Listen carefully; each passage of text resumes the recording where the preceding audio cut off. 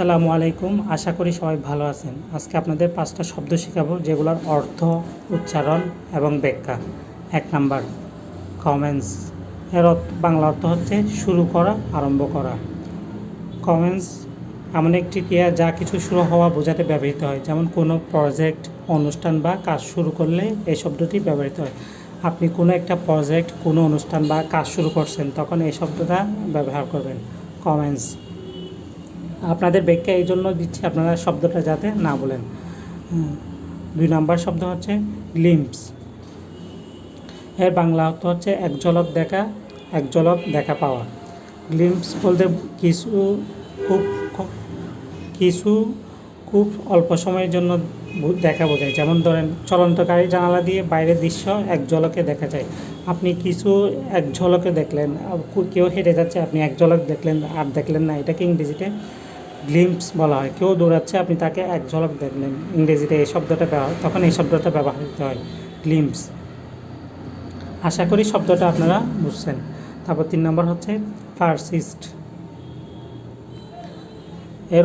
এর বাংলা অর্থ হচ্ছে স্থায়ীভাবে চালিয়ে যাওয়া, অবিচল থাকা। পারসিস্ট শব্দটি কোনো কাজ বা প্রচেষ্টা দীর্ঘ সময় ধরে চালিয়ে যাওয়ার জন্য ব্যবহৃত হয়, বিশেষ করে বাধা থাকার সত্ত্বেও, যেমন কঠোর পরিশ্রম করে চালিয়ে যাওয়া। আপনি কোনো একটা কাজ করেন বা কোনো একটা প্রচেষ্টা আপনার কঠোর পরিশ্রম করে করতেছেন, ইংরেজিতে এটাকে পারসিস্ট বলা হয়। দীর্ঘ সময় ধরে চালিয়ে যাওয়ার জন্য ব্যবহৃত হয় প্রচেষ্টা। আপনি কোনো একটা কাজ দীর্ঘ সময়ের জন্য কঠোর পরিশ্রমের সাথে করতেছেন, ইংরেজিতে এটাকে পারসিস্ট বলা হয়। তারপর 4 নাম্বার শব্দ হচ্ছে কোয়াইট। এটা ইংরেজি উচ্চারণটা অনেকটা ইংরেজরা এরকম বলে, কোয়াইট। এর বাংলা অর্থ হচ্ছে শান্ত, নীরব, শব্দহীন। কোয়াইট এমন একটি বিশেষণ যা কোনো স্থান বা ব্যক্তির পরিবেশের নীরবতা বা শান্ত অবস্থা বোঝাতে ব্যবহৃত হয়। রাতের বেলায় রাস্তা সাধারণত খুব শান্ত থাকে, লাইব্রেরি মানুষ নীরব হতে পারে। যেখানে শান্ত থাকে, পরিবেশ শান্ত থাকে, আপনি একটা লাইব্রেরিতে গেছেন, এখানে দেখতেছেন শান্ত থাকে, তো এটাকে ইংরেজিতে কোয়াইট বলা হয়। ইংরেজরা এটাকে কোয়াইট বলে। আশা করি শব্দটা আপনারা বুঝতে পারছেন।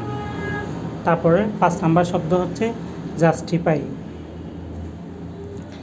এর বাংলা অর্থ হচ্ছে যুক্তিগত প্রমাণ করা, সঠিক প্রমাণ করা। এর ব্যাখ্যাটা দিচ্ছি, জাস্টিফাই শব্দটি কোনো কিছু বা কারো কাজকে যুক্তি দিয়ে সঠিক প্রমাণ করতে ব্যবহৃত হয়। যেমন একজন ব্যক্তি তার সিদ্ধান্তকে যুক্তির মাধ্যমে ব্যাখ্যা করতে পারে। আপনি কোনো একটা প্রচেষ্টাকে আপনি যুক্তি দিয়ে সঠিক প্রমাণ করতে পারছেন, এটাকে ইংরেজিতে জাস্টিফাই বলা হয়। আশা করি আপনারা শব্দগুলো বুঝতে পারছেন। তো আপনাদের জন্য যাতে এরকম ভালো ভালো ভিডিও নিয়ে আসতে পারে, আপনারা আমাদেরকে সাপোর্ট করবেন। এবং একটা ভিডিও করা অনেক কষ্ট। আর ভিডিওতে যদি কোনো ভুল ত্রুটি হয়ে থাকে, ক্ষমা দৃষ্টিতে থাকবেন।